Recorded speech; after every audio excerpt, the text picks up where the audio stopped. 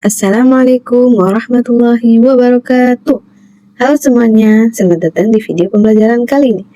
Sekarang kita akan membahas bab penting dalam sejarah Islam modern, yaitu munculnya gerakan pembaruan Islam. Kita akan lihat bersama bagaimana umat Islam mulai menyadari kemundurannya di masa lalu, sampai akhirnya muncul gerakan pembaruan atau yang sering disebut dengan tajdid. Yuk langsung saja kita bahas. Sebelum kita bahas lebih jauh, ada 3 tujuan pembelajaran yang ingin dicapai setelah menonton video ini. Pertama, kalian diharapkan bisa menelaah apa saja yang bikin umat Islam mundur dan apa latar belakang gerakan tajdid. Yang kedua, bisa mengkritisi dampak buruk dari sikap taklid buta atau sekedar ikut-ikutan. Dan yang ketiga, kalian bisa merencanakan perubahan nyata dalam kebiasaan belajar sehari-hari. Gerakan pembaruan ini sebenarnya punya dasar yang kuat dalam Al-Quran. Salah satunya ada di surah Ar-Ra'd ayat 11, yang artinya, sesungguhnya Allah tidak akan mengubah suatu kaum kecuali mereka mengubah keadaan mereka sendiri. Nah, ayat inilah yang menjadi pembakar semangat para tokoh muslim untuk melakukan perubahan. Kalau kita melihat sejarah, peradaban Islam itu dulunya pernah memimpin dunia dan berada di puncak kejayaan. Tapi yang namanya roda kehidupan pasti berputar. Dari masa ke masa itu, umat Islam perlahan masuk ke fase jalan di tempat, sampai akhirnya mengalami kemunduran. Pertanyaannya, mengapa kekuatan sebesar ini bisa memudar? Nah, ada 3 faktor internal utama yang memicu kemunduran. Pertama, hilangnya semangat belajar dan tradisi riset ilmiah yang dulu jadi pilar keemasan. Kedua, adanya perpecahan, konflik internal, dan ego kelompok yang bikin kekuatan politik serta sosial kita melemah. Dan yang ketiga, sikap taklid buta, yaitu kebiasaan ikut-ikutan pendapat orang lain tanpa tahu dasarnya. Ini yang bikin kreativitas berpikir jadi mati. Di saat dunia Islam lagi jalan di tempat, bangsa Barat di abad ke-18 dan 19 justru lagi melesat maju lewat revolusi industri dan perkembangan sains. Kemajuan mereka ini mencakup bidang teknologi, pendidikan, sampai militer. Hal ini yang menyebabkan Barat langsung jadi kekuatan dominan yang menguasai dunia. Karena internal yang lemah dan militer yang tidak siap, efeknya jadi sangat tragis. Satu persatu wilayah Islam jatuh ke tangan penjajah.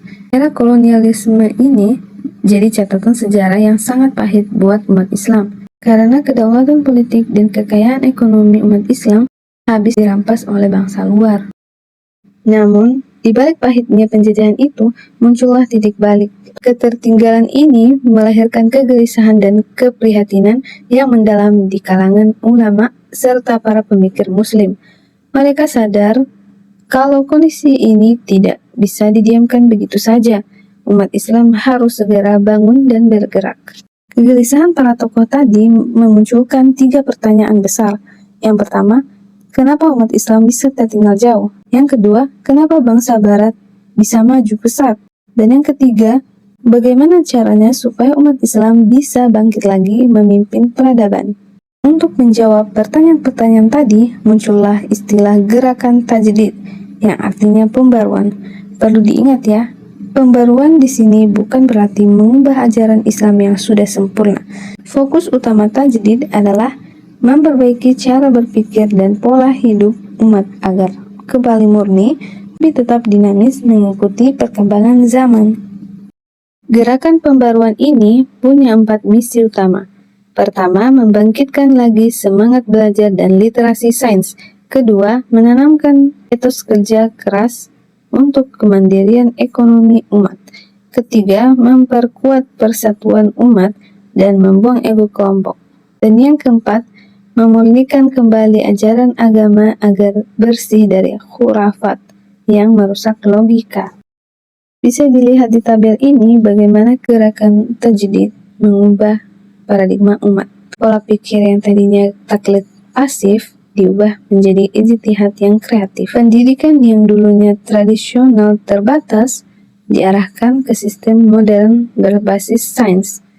Sikap sosial yang tadinya terpecah belah diajak untuk bersatu, dan ajaran agama dibersihkan dari khurafat agar kembali murni serta kontekstual.